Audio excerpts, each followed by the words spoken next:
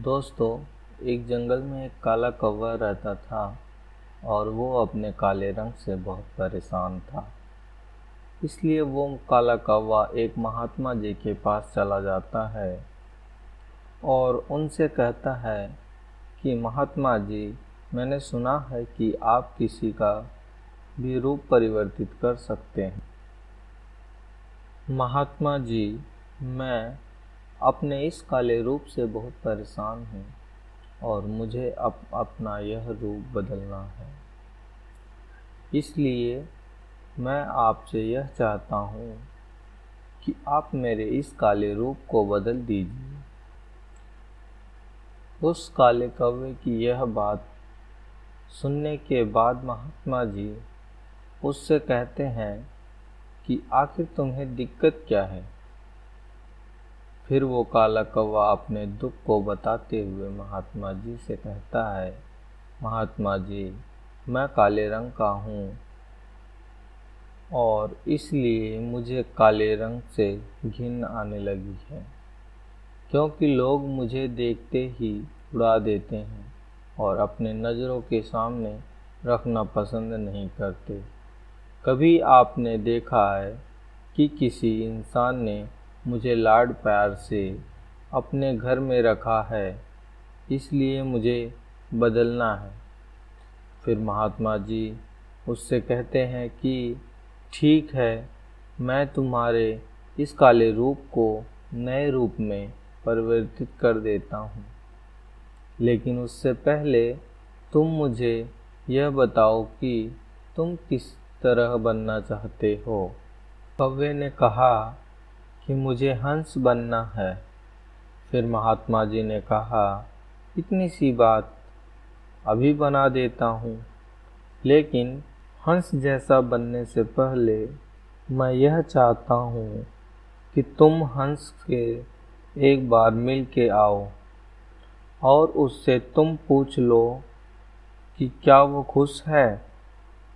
कौवे ने कहा कि बात तो सही है, और वो कौवा उड़ते हुए उस हंस के पास चला गया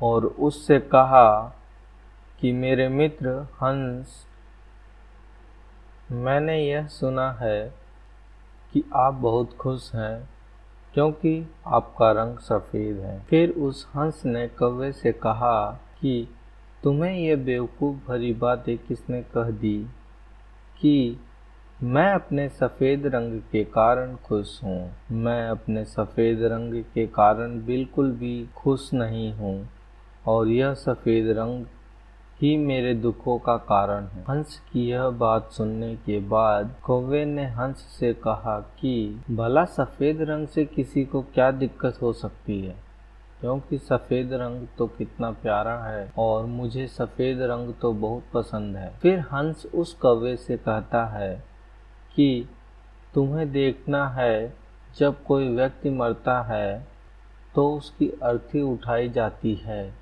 और उसकी अर्थी पर सफ़ेद कलर की चादर ढकी जाती है। ये कोई रंग है सफ़ेद, इसलिए मैं इस सफ़ेद रंग से बहुत परेशान हूँ।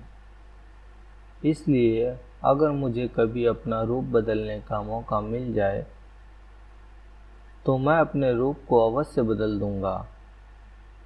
फिर उस कौवे ने उस हंस से कहा कि अरे वाह, आप भी अपना रूप बदलना चाहते हैं, तो आप मेरे साथ चलिए एक महात्मा जी के पास जो किसी के रूप को परिवर्तित कर सकते हैं। लेकिन वैसे आप बनना क्या चाहते हैं?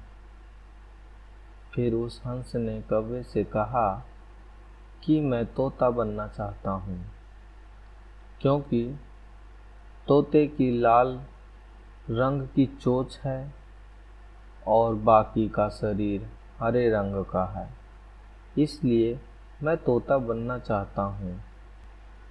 फिर वो दोनों उड़ करके उन महात्मा जी के पास चले गए और उनसे कहा कि हम दोनों को तोते जैसा बना दीजिए। महात्मा जी ने उन दोनों से कहा कि तोते जैसा बनने से पहले एक तोते से मिल कर के आओ और उससे पूछो कि क्या वह हरे रंग और लाल रंग की वजह से खुश है।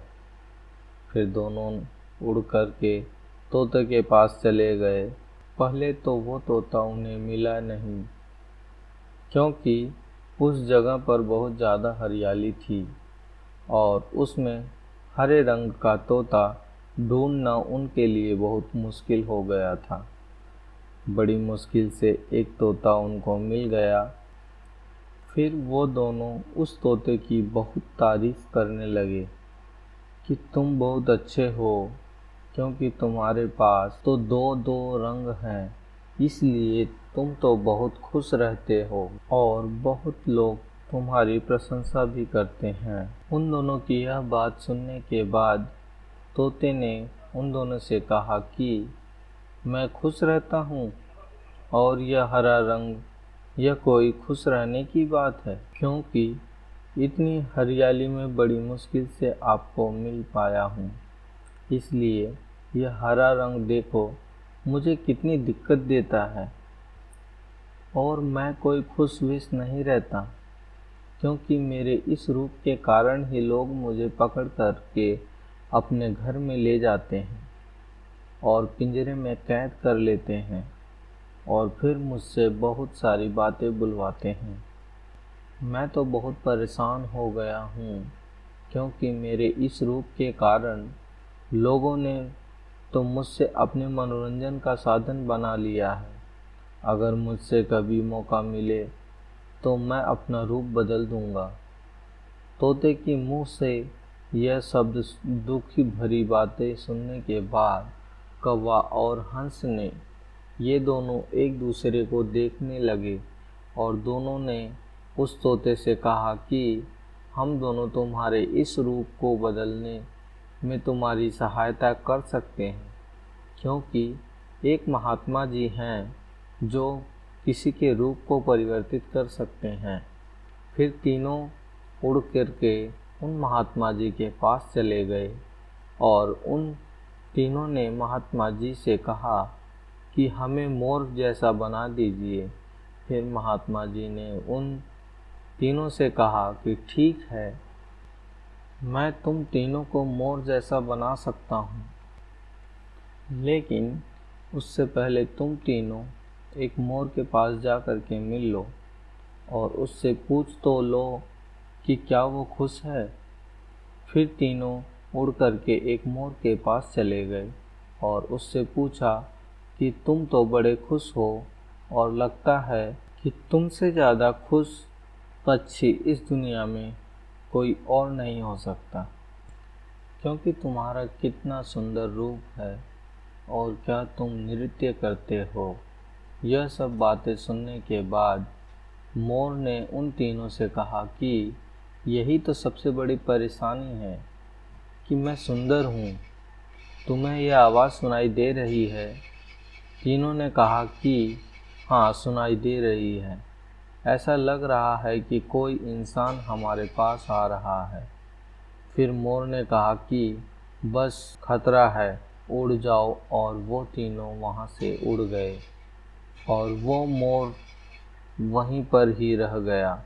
फिर उसके बाद एक तीर आया और आकर के उस मोर को लग गया और वो मोर छटपटाने लगा और मोर छटपटाते हुए तीनों से कहने लगा कि सुन लो, जिस हाल में हो उस हाल में ही खुश रहो, क्योंकि मैं इतना सुंदर हूँ इसलिए तो मेरा शिकार कर लिया जाता है और मेरे मरने के बाद मेरे पंखों को निकाल कर बाज़ार में बेच दिया जाएगा। और फिर उस मोर ने कौवे से कहा कि तुम सबसे ज़्यादा खुश हो। फिर कौवे ने कहा कि वो कैसे। मोर ने कौवे से कहा कि तुमने कभी सुना है कि कभी कोई इंसान कौवे को खा रहा है?